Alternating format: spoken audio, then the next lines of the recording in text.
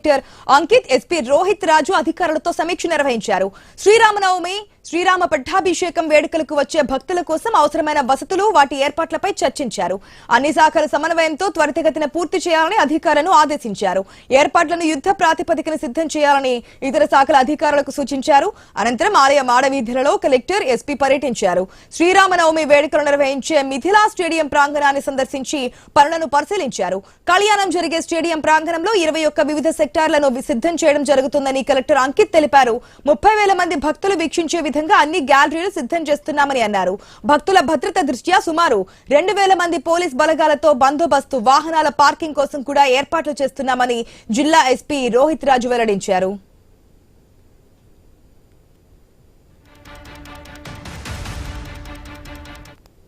శ్రీరామనవమి ఉత్సవం సంబంధించి sub collector office లో ఒక కోఆర్డినేషన్ మీటింగ్ ఏర్పాటు చేయడం జరిగింది. డిఫరెంట్ లైన్ డిపార్ట్మెంట్స్ లోని ఇన్స్ట్రక్షన్స్ కూడా ఈ రోజు మీటింగ్ లో మనం ఇచ్చాము.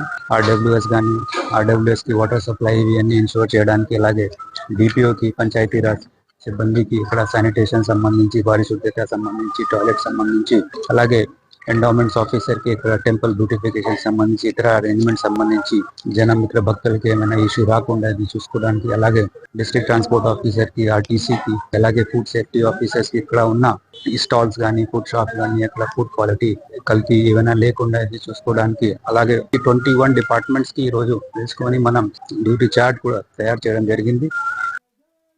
ఈ నెల 27th 28th శ్రీ సీతారామచంద్ర స్వామి వారి కళ్యాణం, అదేవిధంగా పట్టాభిషేకం జరుపుకోబోతున్నాము. దీనికి పోలీస్ డిపార్ట్మెంట్ తరఫు నుంచి కూడా సుమారు 2,000 మంది సిబ్బంది డిప్లాయ్ చేయడం జరుగుతుంది.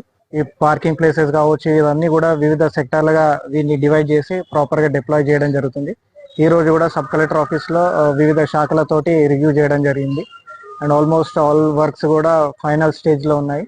భక్తులకు కానివ్వండి, అదేవిధంగా విఐపీలకు కానివ్వండి, ఎటువంటి ఇబ్బంది లేకుండా పోలీస్ డిపార్ట్మెంట్ ఇతర డిపార్ట్మెంట్ తోటి కోఆర్డినేట్ చేసుకుంటూ, లాస్ట్ టైం కూడా మనం ఏదైతే క్యూఆర్ కోడ్ ఇచ్చామో ఈసారి కూడా క్యూఆర్ కోడ్ లో అంత ఇన్ఫర్మేషన్ లైక్ పార్కింగ్ ప్లేసెస్ ఎక్కడ, లడ్డు కౌంటర్లు ఎక్కడ, ఇవన్నీ కూడా సెక్టర్ వైజ్ ఇన్ఫర్మేషన్ కూడా క్యూఆర్ కోడ్ లో పొందుపరచడం జరుగుతుంది.